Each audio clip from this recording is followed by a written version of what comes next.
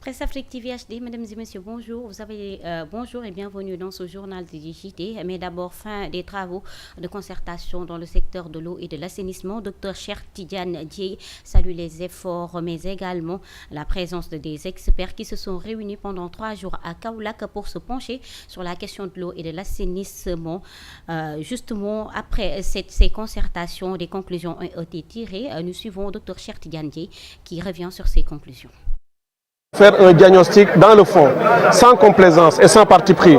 Les débats ont été très houleux, mais sur les 3 jours, je peux vous assurer que toutes les parties prenantes et l'ensemble des participants qui étaient là au démarrage sont restés tout au long pour aller, après les plénières, dans les travaux de groupe, pour discuter sur les questions de gestion intégrée de l'eau, sur l'accès sécurisé à l'eau, l'accès sécurité à l'assainissement, mais également sur les questions de gouvernance. Et au total, nous sommes sortis de là avec des rapports très bien élaborés, très profonds, complets, avec des recommandations qui nous permettront sans doute d'alimenter la nouvelle lettre de politique sectorielle. Ce que je peux retenir, c'est que cette nouvelle lettre de politique sectorielle, qui sera adossée à ce nouveau paradigme dans le cadre de la nouvelle vision, sera inédite. Elle sera co-construite, elle sera participative et inclusive, et l'ensemble des Sénégalaises et des Sénégalais pourraient demain s'y retrouver, puisque ceux qui l'ont élaboré ont représenté toutes les parties prenantes, tous les enjeux de notre pays. Nous avons eu toutes les structures du gouvernement, pas seulement le ministère de l'hydraulique et de l'assainissement, mais tous les autres ministères ont été impliqués, les ministères sectoriels notamment. Nous avons eu la société civile dans ses déclinaisons les plus larges. Nous avons le secteur privé, y compris le secteur privé international. Nous avons les collectivités locales, au niveau départemental comme au niveau des communes. Nous avons les chercheurs et universitaires, puisqu'il faut beaucoup de production de savoir et de connaissances pour gérer cette ressource. Nous avons donc eu quasiment tous les partenaires, y compris, surtout le plus important, ce sont les usagers. Ceux qui utilisent la ressource, ceux qui font rouler les forages au niveau rural, ceux qui sont les gestionnaires de la délégation de services publics dans le rural. Et tout le monde aujourd'hui a discuté.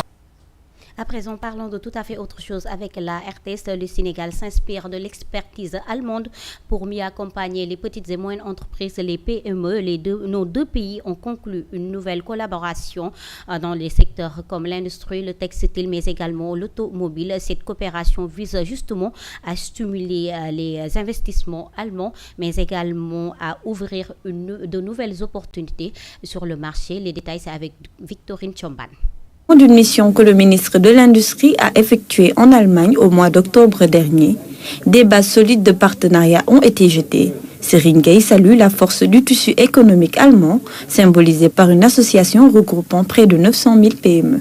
On a évoqué la possibilité de collaboration entre l'ADPME du Sénégal et cette association d'abord. Mais on a surtout parlé du futur. Le futur, c'est des investissements plus importants de l'Allemagne, notamment des PME allemandes dans les domaines stratégiques de l'État, notamment l'industrie manufacturière, on l'a vu, le textile en particulier qui nous intéresse, l'industrie automobile, Mercedes-Benz va s'installer maintenant avec la production de camions dans certains domaines. On a parlé des chambres fortes qui sont des industries stratégiques, mais on a aussi parlé de l'industrie justement agroalimentaire où l'Allemagne aussi est très importante et l'industrie aussi du gaz en particulier et de toutes ces industries où la vision Sénégal 2050 était présentée. De son côté, Andreas Jahn a exprimé son enthousiasme quant aux opportunités qui s'offrent aux entreprises allemandes au Sénégal. On a invité son Excellence en Allemagne pour notre journée des PME avec 8000 entrepreneurs allemands qui seront présents et on croit que cette dynamique qu'on a maintenant décelée va vraiment ouvrir un nouveau chapitre entre les relations économiques germano-sénégalaises on va reconquérir les étoiles allemandes au ciel sénégalais. Ce partenariat stratégique promet de stimuler la croissance économique et d'offrir de nouvelles perspectives pour les PME sénégalaises. À présent, place à Walf TV, 18 milliards de francs CFA, c'est ce que réclament les concessionnaires de nettoiement à l'État du Sénégal. Ses membres ont décidé de suspendre leurs prestations de collecte de déchets. Ils déplorent le blocage de leurs comptes et demandent la réaction du ministre de l'Urbanisme, Moussa Balla Fofana. Écoutons à ce propos Boubacar Diallo, il est au micro de Toussaint Maurice. Le collectif des concessionnaires du nettoiement vient porter à l'attention du public et des autorités les informations ci-après qui justifient l'arrêt des prestations de collecte des déchets sur l'ensemble du territoire national depuis 4 jours. Facture impayée de janvier à octobre 2024 totalisant 18 milliards de francs CFA. 2. Non-respect des accords conclus avec l'État pour l'appurement des dettes malgré nos relances restées sans suite. 3. Absence de réaction des autorités.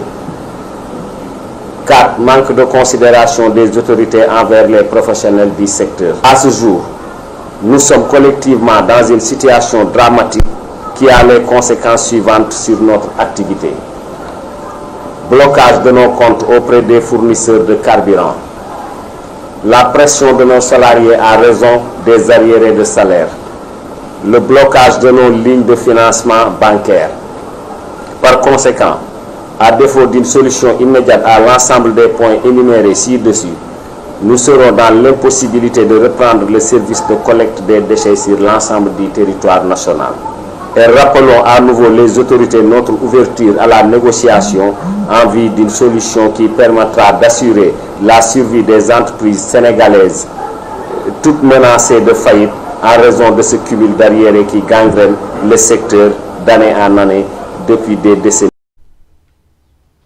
Parlons à présent culture. On s'arrête sur la biennale l'art africain contemporain.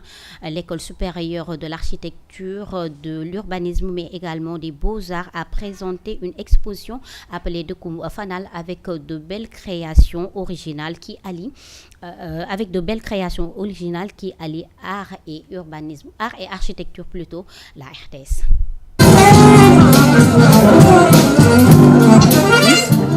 Aruba a uni l'art et l'architecture pour donner naissance à des œuvres fascinantes avec des combinaisons de couleurs les plus rares et magnifiques. À travers cette exposition où dialoguent les plus belles toiles, hommage a été rendu aux maîtres des œuvres disparues. On offre un hommage à certains de nos artistes qui sont disparus, que nous avons connus, dont la dernière est Félicité Koyo, une personne qui a choisi de vivre au Sénégal depuis qu'elle a eu le bac et qui est décédée en juin 2024. Auparavant, nous avions des grands noms qui sont partis, des gens comme Souleymane Keïta, comme Amadou Sow qui a fait le logo de la Biennale qui est parti.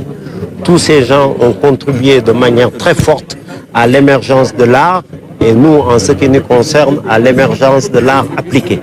Cette initiative de Aruba vient renforcer la relation étroite entre l'art et l'architecture. Nous initions d'abord les étudiants qui sont là à la composition artistique de notre métier, mais aussi nous essayons de promouvoir des architectes vivants qui sont de grands talents, comme Serge Correa, comme Thialis Ley, comme Soli Cissé. Et c'est pour ça que nous avons une communion que nous faisons avec le monde des arts, donc la Biennale de Dakar, puisque nous pensons que l'art et l'architecture sont très liés.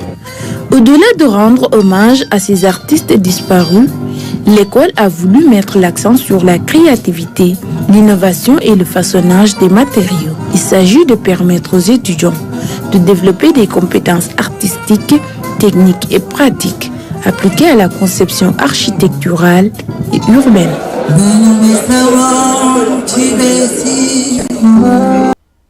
À présent, parlons sport. Lutte avec frappe, le roi des arènes Modou Lo a conservé son titre après sa victoire par décision arbitrale sur site. Hier dimanche à l'arène nationale, il a réussi à défendre son titre après son 3e victoire consécutive. Et voilà, c'en est tout pour ce journal des JT. Je vous donne rendez-vous à 12h dans votre bloc d'information médicale.